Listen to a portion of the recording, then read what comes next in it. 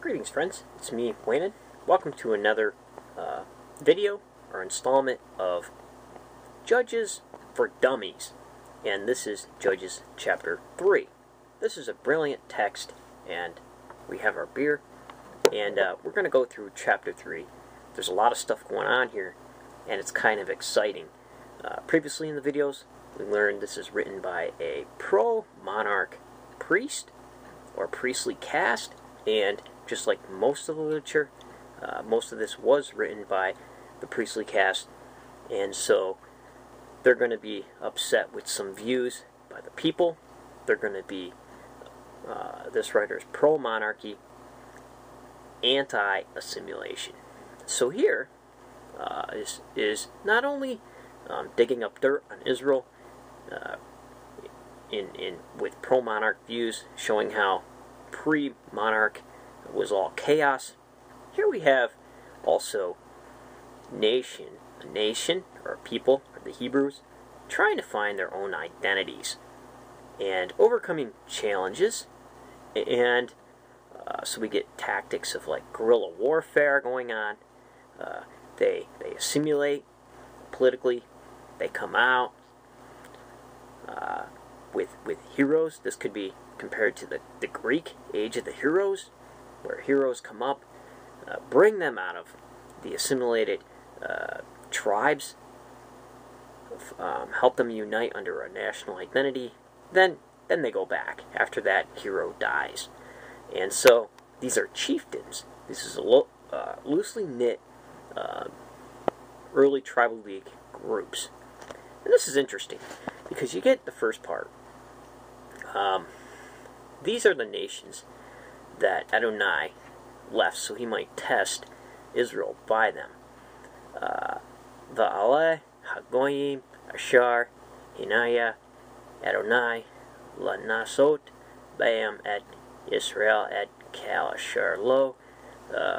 They had not known any wars of Canaan, so that the succeeding generations of Israelites must be made to experience war. So here, according to the priestly caste, some nations are left. You know, they couldn't conquer them. They weren't united enough to conquer them. But from the theological point of view, there has to be a reason. There's always a reason. So the priestly reason here is it's a test. It's a test. And truly it is. It's a test of will, and it's a test of personal abilities for not only the nation, but each individual. And in here, they succeed in some areas, fail, succeed, fail. You see this cycle running constantly through Judges. So, the five principalities of the Philistines, and they list some nations. Verse 4, they served as means of testing Israel to learn whether they would obey the commandments of the Lord and join on their fathers through Moses.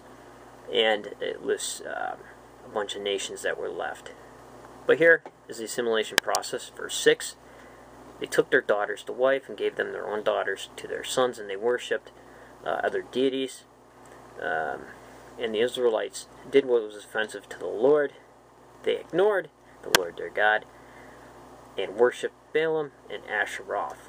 Now this is interesting here because this could also mean groves. Some translations have this as groves. In Hebrew it's ha-asheroth, plural, meaning groves, or the goddess Asherah. The Lord became upset and gave them over to King Cushan Rishathaim. Cushan, the double wicked. So, when you're going through these texts, look up the Hebrew names and what they mean, because sometimes they're cuts at the kings of their enemies, which is pretty interesting in itself. And so, of course, a hero is raised up. Othniel, the Kenzite, the younger kinsman of Caleb. So the Spirit of the Lord descends upon him, and he delivers Israel out of the hands of King Rishathaim of Aram. And there's an interesting story here of ingenuity, of trickery. Here, Moab, Elgon of Moab, prevails over Israelites, subdues them, and they live under him for a while, and he collects tributes. So they live under him for about 18 years, and here Ehud, son of Gera, he's left-handed, and so he's the one that goes in to give the tribute to Elgon, the king of Moab. And this man is very large, and he gives the tribute, and then Ehud made for himself a dagger, double-edged. Not very popular. He only had single-edged blades, I believe, at this time period. Most people were right-handed. So he presents the tribute to the king, Elgon of Moab. And when Ehud had finished presenting the tribute, he dismisses the people who had conveyed the tribute. Line 18. And but he himself returned from Pishalem, near Gilgal, and said, "Your Majesty, I have a secret message for you, Elgon." Thereupon commanded silence, so all those in attendance left his presence. And here, and when Ehud approached him, he was sitting alone in the cool of the upper chamber. Ehud said, "I have a message for you from Adonai." Whereupon he rose from his seat. So here, Ehud says he has a message. King Elgon believes that he's getting an oracle from the divine. So he stands up, and Ehud stabs him, and it goes right to the hilt of the knife. Can't pull it out, and the filth and the excrement came out. So he's in it of his belly.